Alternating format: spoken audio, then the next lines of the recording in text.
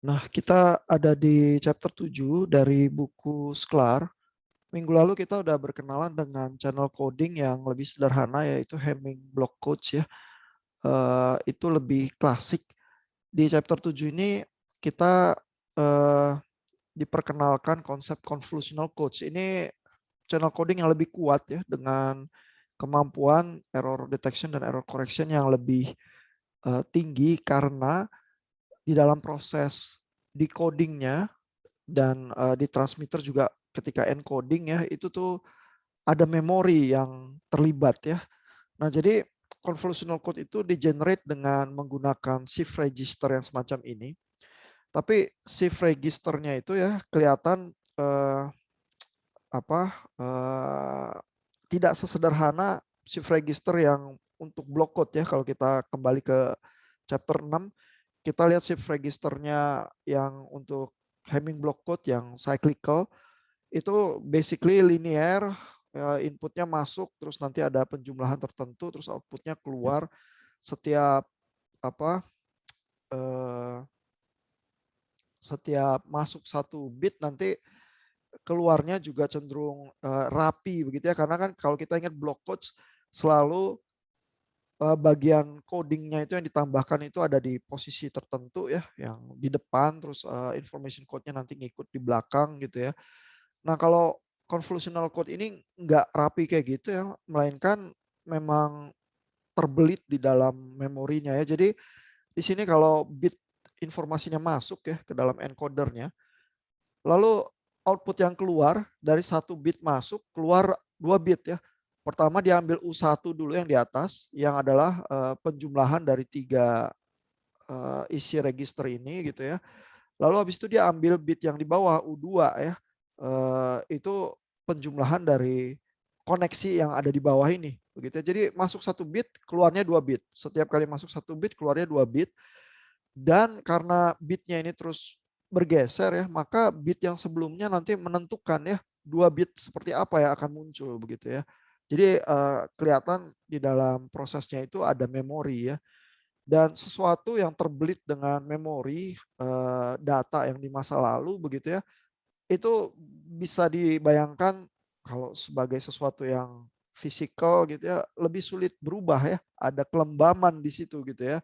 Eh, karena ada belitan memorinya begitu ya. Sehingga kalau ada error terjadi waktu transmisi begitu ya, karena kita yakin ada belitan sejarah data bit itu ya, maka dengan menelusuri probabilitas jarak kepada data yang terdekat gitu ya, kita bisa dengan cukup pasti tahu data apa yang dikirimkan, karena belitan sejarah itu nggak menyebabkan data yang terkirim itu nggak bebas ya. Tergantung sejarah bit yang sebelumnya, maka data yang dikirimkan akan punya pattern tertentu itu yang ditentukan oleh sejarahnya gitu. Jadi kalau kita punya algoritma nanti di receiver yang menelusuri sejarahnya itu terus menghitung seluruh kemungkinan maksimum likelihood ke deretan sequence yang paling dekat jaraknya begitu ya. Nah, kita langsung melakukan koreksi ya. Nah, tapi kita kita lihat dulu ya gimana cara generate ini ya. Pertama di Sklar itu ada informasi convolutional code itu punya parameter constraint length ya, istilahnya itu K. Itu menunjukkan seberapa dalam memorinya ini ya. Makin dalam constraint length-nya berarti makin kuat tuh convolutional code-nya. Tapi problem deteksinya juga makin berat gitu ya, karena kan sejarah yang harus diurai makin dalam ya memorinya. Nah, ini K-nya 3 nih di dalam hal ini karena kita punya shift register yang panjangnya 3 gitu ya. Setiap kali bit itu masuk, kita punya konstelasi bit yang berbeda ini ya di 2 bit yang terakhir itu, yang mengakibatkan seluruh state kita itu jatuh ke dalam kondisi tertentu ya. Nah, tapi di sini ini dulu ya, ada constraint length K dan ada code rate-nya setengah. Artinya kalau masuk satu bit info, keluar 2 bit yang ditransmisikan ya. Yang setengah ini kan artinya yang di atas itu bit informasinya, yang di bawah itu bit yang dihasilkan gitu ya, code rate-nya setengah. Nah, lalu convolutional code yang seperti ini bisa dianggap juga dinotasikan dalam polinomial ini ya. Kalau ini 1 tambah X kuadrat, berarti menunjukkan cabang yang atas ini nih, karena ada yang pangkat 0, pangkat 1, dan pangkat 2 semuanya dipakai. Kalau yang cabang yang bawah ini hanya pangkat 2 dan pangkat 0 yang dipakai ya, cabang yang ininya nggak ada ya. Berarti polinomial yang bawah 1 tambah X kuadrat gitu ya. Dengan melihat polinomial ini kita tahu bagaimana mengkonstruksi shift registernya begitu ya. Nah, lalu coba kita perhatikan ya, ini saya cuplik gambar dari Sklar di sebelah kanan, lalu di sebelah kiri ini ada informasinya ya untuk memahami apa yang terjadi di sini ya. Nah, jadi kalau saat mulai ya, registernya posisinya seperti ini ada 100 ya. Maka kita pada state 2 bit terakhir ini state-nya 00 gitu ya. Lalu di dalam kondisi seperti ini kalau diambil U1, maka U1-nya adalah 1 ya, karena 1 tambah 0 tambah 0 1. Lalu U2-nya 1 juga. Ya, sehingga ketika kondisi 2 bit paling belakang ini 00 terus masuk bit 1, maka output yang keluar adalah 11 gitu ya. Lalu datanya bergeser ya. 010, 1-nya masuk ke tengah ya. Terus data yang baru yang masuk bitnya 0. Ya, begitu data yang masuk bitnya 0, terus dijumlahkan lagi ya. 0 tambah 1 tambah 0 ya, yang di sebelah atas keluarnya 1. Lalu yang di bawah 0 tambah 0 keluarnya 0. Ya, jadi dari state yang ini masuk bit 0, keluarnya 10. Ya, dengan cara yang sama kita bisa ngurut semuanya ya. Kalau bit berikutnya 1 ya, makanya 1 ini bergeser ke ujung ya. Jadi ada di ujung sini jatuhnya. Terus 101, terus keluarnya 00 nih, karena kalau kita jumlahkan atas itu 0, bawah itu 0 ya, penjumlahan biner begitu ya. Nah, begitu seterusnya. Ya, jadi bit itu di waktu ke T3, T4, T5 masuk terus outputnya ini netes terus sesuai dengan penjumlahan shift register ini ya. Nah, tapi kan kalau analisisnya terus gambar shift register ini jadi repot ya. Makanya kita buat state diagram ini. Ya, buat Bapak Ibu yang pernah belajar perancangan digital ya, state diagram ini pola berpikirnya itu mirip seperti finite state machine gitu ya. Dan di dalam kotak ini state-nya adalah kondisi 2 register yang terakhir itu ya. Jadi kalau di awal 00 begitu ya. Jadi misalnya state-nya ini ya 00 di awal. Kalau masuk state 1 informasi binar 1, maka state berikutnya tuh jadi 10 ya, pindahnya ke sini 10. Tapi kalau masuknya 0 lagi, maka state berikutnya 00 lagi gitu ya. Jadi dari state yang ini 00 bisa pindah ke 10 kalau yang masuk itu 1 informasi berikutnya, atau pindah ke 00 lagi ya kalau masuk bit yang barunya 0 gitu ya. Dan kalau dia pindahnya ke 00 ya, maka output yang dikeluarkan ini U1 U2-nya 00 gitu, ditulisnya di sini ya. Tadi di dalam contoh kita yang terjadi adalah 00 terus yang masuk bitnya 1 sehingga output yang keluar adalah 11. Ya, jadi kalau dari 00 pindah ke 10 state berikutnya, output yang dikeluarkan adalah 11. Ya, ini ada informasinya. Jadi ini adalah output branch word-nya, lalu encoder state-nya dari sini ya.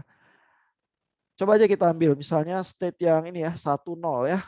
Kita lihat misalnya ini state 10, terus yang masuk bit 0 gitu ya.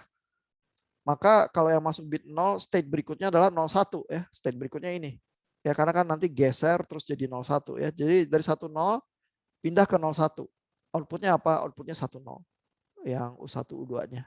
Ya, jadi kalau kita lihat di sini juga 10 pindah ke 01, outputnya 10. Gitu ya. Jadi dengan melihat state diagram ini ya, kita basically melihat seluruh kemungkinan shift registernya sih. Ya, jadi menggambarkan state diagram ini memberikan kita peta gitu ya, semua kemungkinan pergerakan dari convolutional code kita. Nah, kita juga terbayang ya kalau memori kita constraint length-nya 3, maka state diagram kita nggak sesederhana ini nih. Jadi kita punya 3 bit, lalu punya 8 state begitu ya. 8 state, lalu setiap state itu bisa pindah ke state berikutnya tergantung dari inputnya ya. Inputnya 1 atau 0, dia dari satu state cuma bisa pindah ke state tertentu ya. Misalnya di sini ya di 00 itu nggak bisa pindah ke 11, nggak bisa pindah ke 01 juga. Ya dari 00 cuman pilihannya pindah ke 00 atau pindah ke 10 begitu ya, dan setiap perpindahan menghasilkan output tertentu gitu. Ya jadi ada memori tapi memorinya terstruktur ya, nggak bisa pindah seenaknya gitu ya di dalam sejarah pergerakan data kita, sehingga dengan konstruksi yang demikian ya sebenarnya kita bisa bayangkan ya secara fisik, eh, kalau terjadi error, terus error itu hanya mungkin terjadi kalau ada perpindahan data yang melanggar konstruksi state-nya gitu ya, kita tahu itu tuh error gitu. Ya makanya convolutional code bisa cenderung lebih kuat ya karena menyimpan kerumitan sejarah informasi itu di dalam struktur konvolusionalnya lewat shift register semacam ini gitu ya. Nah, oke, kita jadi udah lihat notasi-notasinya ya dan bagaimana menggambarkan pergerakannya ya. Tapi kalau mau ngitung balik data yang di awal ya pakai state diagram kayak gini kan ribet ya karena kita harus lihat lompatan-lompatan datanya. Sehingga pada titik waktu tertentu kita tuh pingin lihat ada di state mana ya dan berapa jaraknya dari data yang sebenarnya, itu nggak bisa dilakukan di state diagram kayak gini ya, jadi sulit begitu ya. Sehingga kita membuat sesuatu yang disebut trellis diagram. Ya, jadi state diagram ini kalau dibeber berdasarkan sumbu waktu ya, jadi ada T1, T2, T3, T4, T5, T6 ya. Kita tuh punya sesuatu yang disebut trellis diagram. Jadi kita lihat state-nya bergerak tapi berdasarkan titik waktu tertentu ya. Kita bisa cari titik waktunya di mana, terus pergerakannya seperti apa gitu ya. Jadi ini basically state-nya ditulis di sini ya, ada 4 state, 00, 10, 01, 11. Terus dari gambar state diagram yang di atas itu tadi ya, bisa diterjemahkan ya. Jadi kalau kita lihat di sini dari 00 bisanya pindah ke 10 dan 00 lagi ya. Makanya kalau digambar di sini 00 tuh bisanya ke 00 atau ke 10. Ya dia nggak ada lompatan state ke 01 atau ke 11 gitu ya. Lalu kalau dia ada di state 10 misalnya, kemungkinannya adalah ke 01 atau ke 11 ya. Karena kalau 10 kan kita bayangkan masuk bit 0 jadinya 01, masuk bit 1 jadi 11. Itu jadi dari sini ada cabang ke sini dan ada cabang ke sini kemungkinannya. Ya, kemungkinan yang lain nggak ada. Lalu di setiap cabang ini ditulis outputnya nih. Ya, kalau dari 10 pindah ke 11 outputnya 01. Gitu ya, dari 10 ke 01 outputnya 10 gitu ya. Jadi sebenarnya melihat trellis diagram ini sama juga dengan kita melihat state diagram ini, tapi di dalam trellis diagram ini kita punya pergerakan waktunya ya di titik T waktu yang mana begitu ya. Nah, lalu kalau kita punya contoh ya mentransmisikan data tertentu terus di receiver kita mereceive data tertentu, kita bisa ngurut di trellis diagramnya ya, terus menjalankan sesuatu yang disebut algoritma Viterbi. Ya, Viterbi algorithm itu ditemukan oleh Andrew Viterbi namanya engineer-nya ya. Itu sangat cerdas ya dia karena bisa menyederhanakan perhitungan yang harusnya ruwet ya. Karena kalau kita lihat kayak gini ya, yang kita harus lakukan adalah menelusuri semua kemungkinan bit yang ditransmisikan dengan mengingat sejarah bitnya, deretan data kita, lalu habis itu baru kita tentukan yang mana yang jarak paling dekat dan maksimum likelihood supaya kita mempunyai terkaan terhadap data yang ditransmisikan yang paling tinggi probabilitasnya. Gitu ya, itu ruwet ya di dalam convolutional code semacam ini. Nah, Viterbi itu menyederhanakan proses itu ya dengan cara yang cukup cerdas ya. Nah, ini coba kita lihat ya. Jadi misalnya ini ada kasus ya state diagram yang seperti itu ya tadi convolutional code-nya. Lalu data yang masuk itu 11011 ya. Jadi ada 5 bit nih yang ditransmisikan ya. Ini saya ambil gambarnya dari Sklar ya yang lebih jelas supaya lebih tajam gitu ya. Nah, lalu ada transmitted code word-nya ya. Jadi kalau bit-bit ini masuk ke dalam shift registernya itu mulai dari state 00 gitu ya, maka output yang ditransmisikan ini ya 11, 01, 01, 00 dan 01. gitu ya. Ini dimasukin ke dalam mesinnya, outputnya ini. Terus ternyata begitu ditransmisikan, yang kita terima tuh yang di bawah ini. Ya, jadi dari 5 bit transmisiin 10 bit ya, karena code rate-nya setengah. Lalu yang kita terima 10 bit lagi. Ya, dan kita lihat di sini ada yang salah nih ya. Ini pas di bit ke 4 di sini ya. Ini 00, yang diterima 10. Ya, terus kita lihat ya apakah kalau menjalankan Viterbi algorithm kita tuh berhasil ya mengkoreksi kesalahan yang ini begitu ya, dan gimana caranya ya secara proses berpikirnya gitu ya. Nah, ini di kurva yang ini ya. Kembali kita lihat state-nya ya. Ini 00, 10, 01, 11 ya. Terus di setiap state ini sekarang bukan kita tulis outputnya ya, melainkan kita tulis ini yang disebut dengan metrik ya. Metrik ini adalah jaraknya ya, jarak kepada data yang seharusnya gitu ya. Jadi kan kalau kita lihat ini dari 00 ke 00 juga outputnya 111 ya. Ini ya kalau kita lihat, bentar ya, ini supaya gampang pindah. Ini adalah representasi trellis diagram dari state diagramnya ya. Jadi kalau 00 ke 00 outputnya harusnya 00, kalau 00 ke 10 outputnya harusnya 11 gitu ya. Nah, lalu output yang di receive kan 11. Ya, sehingga kalau dari 00 ke 10 nih harusnya outputnya 11 nih. Sehingga jaraknya dari 11 ke output yang apa yang kita receive jaraknya 0 karena nggak ada perbedaan. Ya, jadi ini jaraknya yang ditulis terhadap data yang kita receive ya. Lalu kalau perpindahannya dari state 00 ke 00 juga jaraknya 2. Karena harusnya di sini outputnya 00 nih. Tapi yang kita terima 11. Jadi jaraknya 2 gitu ya. Nah, terus kita lihat titik yang ini ya. Nah, titik yang ini 10 ya, state-nya bisa pindah ke 01 atau pindah ke 11. Ya, terus kita lihat lagi kalau dia 10 pindah ke 01, outputnya ya, kalau kita lihat di trellis diagramnya, ini outputnya 10. Tapi yang kita receive 01 ya, sehingga jaraknya ini 2 ya. Lalu kalau jarak yang ini outputnya harusnya 01 juga sehingga jaraknya 0 gitu ya. Nah, ini 01 nih kalau kita lihat di trellis diagramnya, jadi jaraknya ini 0. Nah, lalu kita telusuri begitu semua ya untuk semua titik di dalam trellis diagram kita. Lalu setiap kali perpindahan state kita lihat, kita bandingkan dengan data yang kita receive ini jaraknya berapa. Ya, terus kita bisa buat nih ini semua jarak yang terjadi ya pada setiap state, terus kita gambar trellis diagram lengkapnya ya. Nah, lalu bagaimana menentukan apa receive data yang sebenarnya yang paling dekat kemungkinannya gitu ya. Jadi caranya adalah pergerakan dari ininya ya.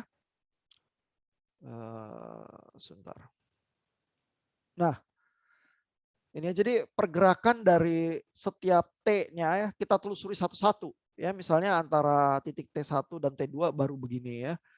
Lalu antara titik T2 T3 kita gambarkan lagi semua cabangnya dengan semua jaraknya ya.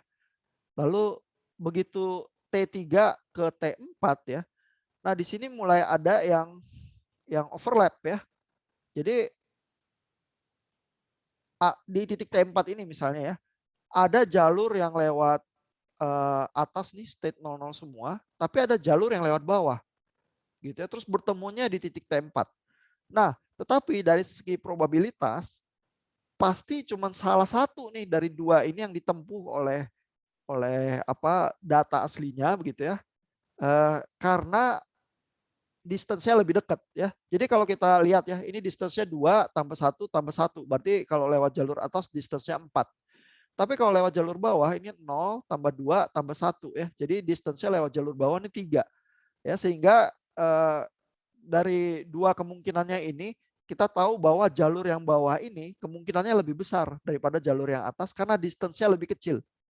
Gitu ya. Lebih besar kemungkinan si trellis diagramnya nempuh jalur yang bawah kalau titik T di titik 00 ini di T4 yang terjadi ya daripada jalur yang atas.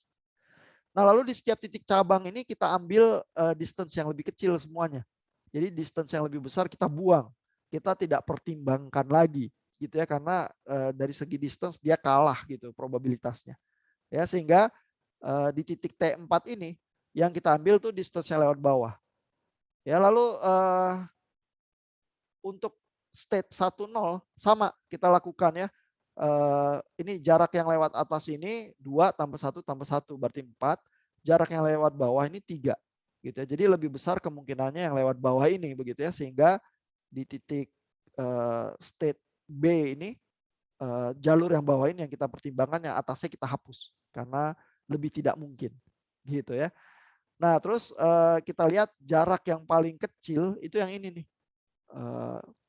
Lewat bawah sini ya, terus sini. Ini jaraknya 0 nih. Gitu ya misalnya. Dibanding misalnya kalau di titik ini lewat atasnya 2 tambah 1 tambah 2. 5 berarti jaraknya ya. Jadi udah jelas untuk titik yang ini kita ambil yang dari paling bawah. Lalu kalau di titik yang bawah ini kita ambil yang ini ya, karena jarak yang jalur satunya lebih besar distance-nya. Dan kita lihat paling tidak sampai di titik T4 jalur ini nih yang distance-nya paling kecil nih ya, di titik gamma di titik C ini, karena distance-nya 0, yang lain ini atas 3 terus bawah 2 begitu ya, sehingga paling tidak sampai jalur T4 kita tampaknya bisa yakin jalur ini nih yang ditempuh oleh memori data kita gitu ya. Nah, terus habis itu kita lanjut lagi ya, T4 T5 ya. Dan begitu T5 kan banyak, ada lagi yang berhimpit gitu ya. Ada 2 jalur lagi yang mencapai satu titik bersamaan. Terus kita eliminasi lagi, ambil lagi yang distance-nya lebih kecil karena itu yang probabilitasnya lebih gede ya. Sehingga di titik T5 ini kita tinggal punya satu jalur lagi. Ya, dan setelah itu kita lihat gamanya untuk setiap titik itu ada lagi nih distance-nya. A itu jadi 1, B 1, C ini jadi 3, D jadi 2 ya. Jadi di titik ini tampaknya kemungkinan A sama B ini yang distance-nya paling kecil gitu ya. Lalu kita lanjut lagi ke T6, terus kita eliminasi lagi seperti tadi ya. Dan sampai ke T6 kita nih udah punya deretan 5 bit begitu ya. Dan kita lihat kalau sampai T6 distance yang paling kecil itu ini ya, di gamma D. Berarti jalur yang ditempuh ini kalau kita yakin dengan konfigurasi ini ya, maka jalur yang ditempuh adalah yang ini, yang sampai titik D, karena distance-nya sejauh ini adalah 1. Distance yang lain itu lebih tinggi ya, yaitu 2 gitu ya. Nah, lalu kalau distance yang 1 ini kita bongkar ya, kita lihat receive datanya. Jadi ini kan jaraknya 0. Tapi jarak 0 ini kalau kita ambil trellis diagram aslinya, apa ini? Oh, outputnya berarti 1,1 ya. Lalu habis itu dia ke bawah ini jaraknya 0 lagi, tapi garis yang ini sebenarnya mengeluarkan output itu apa? Outputnya 0,1 gitu ya. Lalu kalau outputnya kita tuliskan ya masing-masing gitu ya. Oops, sorry. Di sini kali ya lebih jelas ya. Kalau outputnya kita tuliskan masing-masing, ini tadi udah kita bahas ya, terus ini juga ya, sampai di titik 6 ini tadi ya. Lalu kalau jalur sampai titik D ini kita tulis ya, outputnya A, B, D, C, B, D ini ya, jadi state-nya dari A ke B, terus ke D, terus ke C, ke B, ke D gitu ya. Nah, transisi-transisi ini kalau deretan outputnya dituliskan jadinya 11, 01, 01, 00, dan 01 ya. Dan ini kita lihat bagiannya ini jadi terkoreksi ini dengan sendirinya ya, karena tadi kan yang di receive itu sebenarnya datanya bukan 00 ya, melainkan yang di receive itu 10. Yang ditransmisikan 00 sih, tapi yang di receive 10. Tapi dengan menelusuri pakai gaya Viterbi itu ya, terus habis itu kita ambil yang distance-nya paling kecil di ujung ya. Ternyata distance yang paling kecil itu mensyaratkan bahwa data di bagian ini harusnya keluarnya 00, bukan 10 gitu ya. Sehingga dengan demikian kalau kita mengambil jalur yang ini di titik terakhir kita akan menerka bahwa receive data kita yang benar adalah ini, begitu ya. Dan di bagian ini terkoreksi dengan sendirinya, begitu. Ya.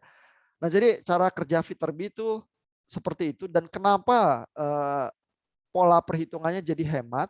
Karena tadinya kita di setiap cabang itu ya sebenarnya kan kita kalau kita mau hitung secara lengkap kita nggak eliminasi setiap cabang ya. Dan begitu jalan ke titik waktu yang berikutnya dari T1 ke T2, T2 ke T3 dan seterusnya gitu ya. Cabang itu nambah terus 2 kali lipat setiap kali gitu ya. Tapi kalau kita mau hitung semua jadinya banyak ya perhitungannya itu.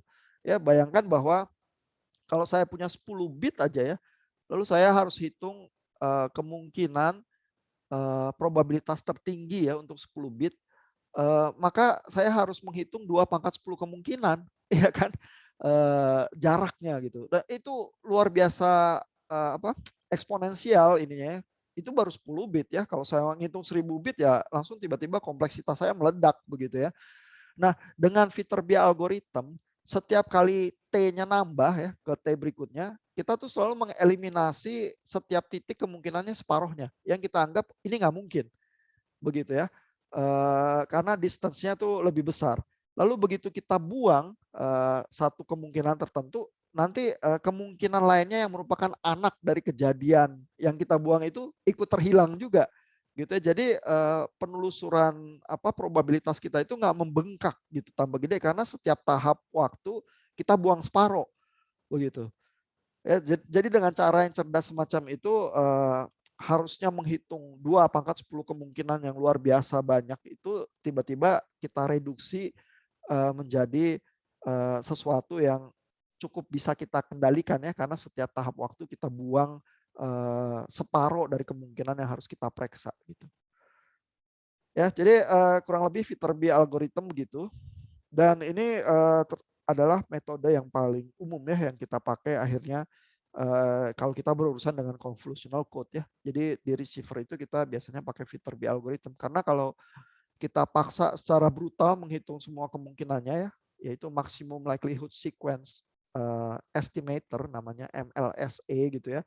Itu kompleksitasnya eh, terlalu tinggi ya dan meningkat sangat cepat dengan panjang data yang kita harus periksa gitu. Jadi nggak sanggup ya dan membuang energi komputasi kan artinya juga uang ya, membuang baterai, membuang kompleksitas hardware dan lain sebagainya gitu. Kalau kita punya metode yang lebih sederhana, kita untung banyak gitu ya. Dan itulah yang dilakukan oleh Viterbi algorithm itu. Ya, ada pertanyaan? Ini Pak, saya mau mastiin Pak. Saya bingung kan kalau distance itu artinya jadinya bit yang harusnya perbedaan bit antara yang harusnya diterima sama uh, yang diterima ya begitu Pak ya, yang mungkin Betul, yang betul. error gitu. Ya, jadi Oh, distance sebenarnya selalu artinya adalah perbedaan bit. Ya, karena kalau kita lihat waktu belajar Hamming block code kan juga gitu ya. Hamming block code itu ada deretan kemungkinan bit yang kita transmisikan, terus antara setiap baris yang kita pakai itu ada distance-nya. Ya, distance-nya artinya berapa banyak bit yang berbeda gitu ya. Nah, lalu kalau kita atur code word-nya Hamming block code itu terlalu dekat, bit jarak distance minimumnya ada yang cuma 1, dia rentan terhadap kesalahan ya. Karena kalau kena error 1 aja dia langsung melompat ke data yang benar juga ya, sehingga kita tuh sulit ya mendeteksi errornya gitu. Ya, jadi pengertian distance itu selalu adalah perbedaan bit data. Ya, nah masalahnya perbedaan bit data terhadap apa di dalam hal convolutional code ini adalah perbedaan bit data dari data yang kita receive. Karena kalau di receiver kita tahunya kan cuma data yang kita receive plus data yang seharusnya yang kita muncul dari state diagramnya.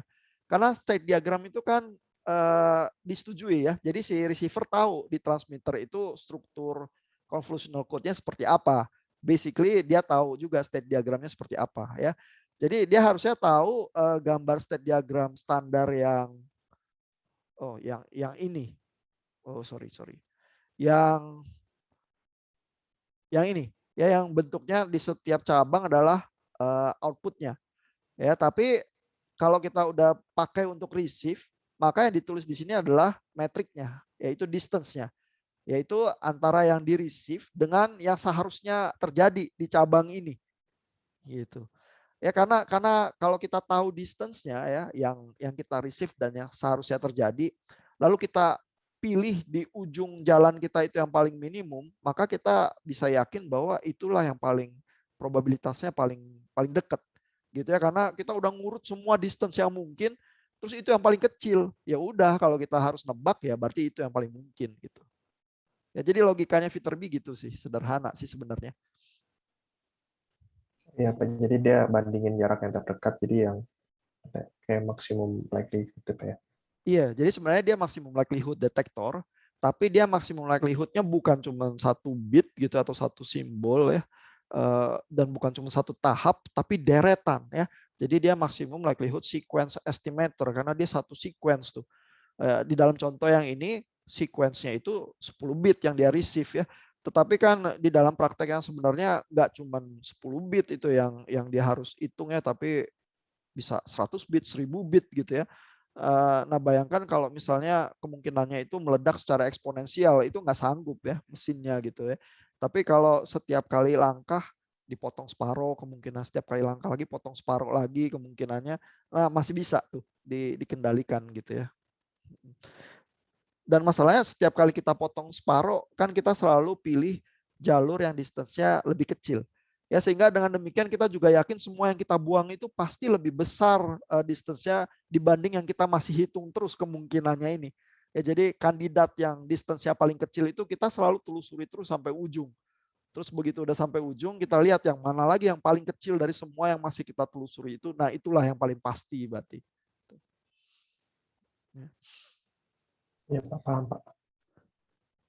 Iya, filter B algorithm sangat terkenal ya kalau lihat di berbagai kuliah apa sistem komunikasi digital ini selalu yang dibahas ya. Dan filter B algorithm itu karena bisa mengail informasi ya dari semacam data yang udah terbelit dengan memori ya. Basically sebenarnya data itu udah terbelit oleh konvolusi tertentu gitu ya. Maka Viterbi algorithm bisa juga dipakai untuk tugas seperti equalization sih. Jadi kalau ada data ditransmisikan terus terbelit sama channel, terus kita terima sampahnya di sebelah sini ya, kita mau hitung lagi melakukan equalization pakai Viterbi itu juga bisa tuh. Ada varian-varian tekniknya yang apa? Yang menunjukkan caranya ya. Tetapi yang sering muncul memang di chapter soal channel coding ya. Karena channel coding kan artinya kita secara sengaja mengatur transmisi data kita yang kita kirim supaya ada struktur tertentu yang kalau kena noise di medium kita di receiver itu bisa mendetek dan bahkan mengkoreksi ya. Di dalam hal ini contoh yang dikasih Sklar itu langsung terkoreksi itu di receive-nya begitu si Viterbi-nya pilih jalur yang distance-nya paling kecil gitu. Jadi sangat ini ya sebenarnya sangat sophisticated walaupun ini ya di zaman sekarang udah tua ya. Semua convolutional code yang dipakai sekarang tuh pakai teknik-teknik pakai Viterbi algorithm udah untuk mereceive ya. Dan untuk kuliah channel coding kita ya kita kesempatannya cuma bahas chapter 6 dan chapter 7 ya. Convolutional code itu lebih kuat ya daripada Hamming block code. Tapi banyak varian coding yang jauh lebih kuat ya zaman sekarang karena kan apa teknik-teknik komunikasi antariksa dan lain sebagainya juga udah bertumbuh banyak ya. Ini paling tidak Sklar menunjukkan kurva yang ini ya. Ini ada gambar 7.24 ya. Berbagai apa bit error rate dari ini juga diambil dari paper tahun 1982 ya dari IEEE Transaction on Communication gitu ya. Ini performa dari Viterbi algorithm ya untuk jenis code tertentu ya. Jadi ini kita lihat misalnya kalau K-nya tambah dalam ya, ini K-nya 41 misalnya, yang dalam ini, dibanding yang K-nya 7, code rate-nya sepertiga ya. Misalnya kalau K yang paling enteng code-nya ini ya, K7, code rate-nya setengah. Ya, jadi dari 1 bit informasi keluar 2 bit ya, kayak itu tadi konfigurasi dari shift register kita, tapi ini constraint length-nya 7. Jadi registernya dalamnya ada 7 ya. Jadi kita akan membentuk state diagram yang banyaknya state itu 2⁻6 ya. Jadi cukup rumit itu trellis diagramnya ya. Nggak cocok untuk textbook buat contoh ya, tapi ini yang biasanya mungkin bisa kita pakai gitu ya. Nah ini yang agak entengnya agak di luar nih. Ya, jadi kalau yang uncoded BPSK ini yang paling luar ya, karena nggak pakai channel coding sama sekali ya, paling jelek bearnya ya. Lalu pakai yang code rate-nya setengah, K-nya 7, ini yang paling luar nih dari semua varian coding yang ada. Ya, lalu ada yang disebut Viterbi hard decision, tapi ada juga yang disebut dengan Viterbi soft decision. Ya, kalau yang hard decision itu lebih lebih jelek dibanding yang soft decision begitu ya. Ini di bawah. Ini ya, ada penjelasannya ya. Perbedaan antara kurva bear rate-nya setengah, K41 versus K8, dan hard decision versus soft decision menunjukkan perbedaan bear yang tidak sangat besar. Ini berarti kurangnya memori ya, K sama dengan 7 dibandingkan K41 dapat dikompensasi dengan cukup baik jika menggunakan metode soft decision. Jadi metode soft decision itu lebih baik ya. Sebentar, ada penjelasannya nggak ya? Nah ini ya. Jika encoder bekerja dengan hasil demodulasi yang belum dibulatkan menjadi bilangan biner ya, hard decision. Jadi kalau hard decision itu begitu dia receive, dia langsung buletin jadi 0 atau 1. Ya padahal begitu dia tebak 0 atau 1 itu kan di situ juga bisa ada kesalahan ya. Tapi kalau dia biarkan itu soft aja dulu ya, berapa itu nilai receive-nya ya, masih berupa simbol continue dengan aproksimasi kuantisasi tertentu ya, maka encodernya disebutnya soft decision ya. Jadi belum dibulatkan keras ke 0 atau 1 begitu ya. Nah, soft decision encoder biasanya lebih kompleks namun dapat menghasilkan bear yang lebih baik dibandingkan hard decision encoder seperti terlihat pada gambar bear yang di bawah itu ya. Jadi soft decision itu jadi terpaksa masih menerima dan Viterbi-nya bekerja pada raw data yang receive itu yang belum 1 atau 0 ya. Jadi masih agak ambigu receive datanya. Kalau yang hard decision pokoknya dia receive, dia cepet-cepet dulu konversi ke 1 dan 0 dan distance-nya diukurnya ke situ begitu ya. Sehingga waktu dia pembulatannya itu kalau ada kesalahan ya, decision setiap bitnya ke 0 atau 1, kesalahan itu nanti terbawa ya. Jadi bear-nya makanya lebih jelek gitu ya.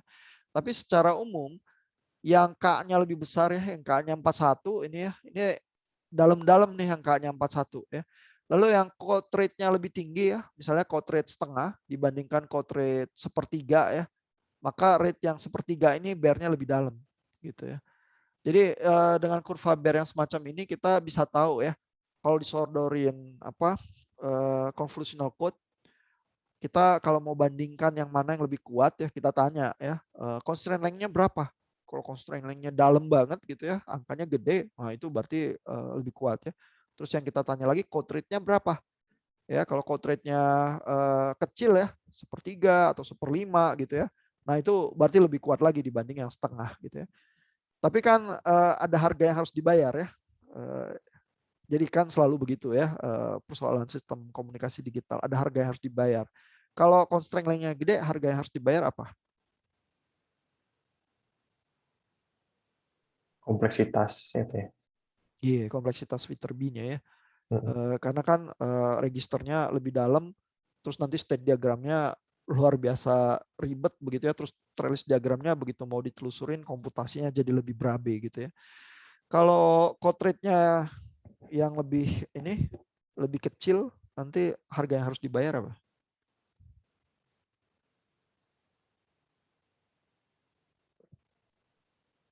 Kalau code rate makin kecil, sistem makin mudah nggak sih, Pak?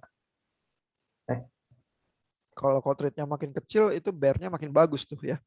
Tapi harga yang harus dibayar apa? Kompleksitasnya tergantung dari constraint length itu sih dalamnya shift register ya. Tapi kalau code rate itu tuh terkaitnya sama bandwidth.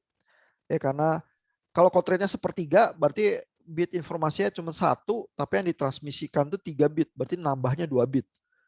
Kan berarti dia lebih boros ya. Artinya ada bit yang bukan informasi yang dia harus ikutan transmisikan gitu. Ya, jadi code rate-nya makin kecil, bandwidth-nya yang makin boros. Ya, jadi pakai convolutional code trade off-nya kita bisa tambah kompleksitas ya kalau nggak punya bandwidth, atau kalau punya bandwidth lebih ya pakai code rate yang lebih keras ya, yang lebih kecil supaya bear-nya lebih bagus ya. Jadi langsung di dalam diskusi convolutional code kita lihat trade off 3 dimensi itu antara bandwidth, eh, kompleksitas receiver sama bear, sama tentu aja power ya. Karena kan kalau kita lihat di kurva bear tertentu ini selalu ada pertanyaan, kita transmitnya di power berapa ya. Kalau powernya makin gede ya tentu aja bear-nya makin bagus dengan sendirinya ya. Dan tinggal kita ngatur-ngatur lagi kekerasan dari coding kita itu mau seberapa gitu ya. Oke, mudah-mudahan diskusi itu menolong ya untuk jadi paham Viterbi algoritmnya. Terus ya tipikal pertanyaannya kalau ujian adalah terangkan cara kerja Viterbi algoritm gitu ya.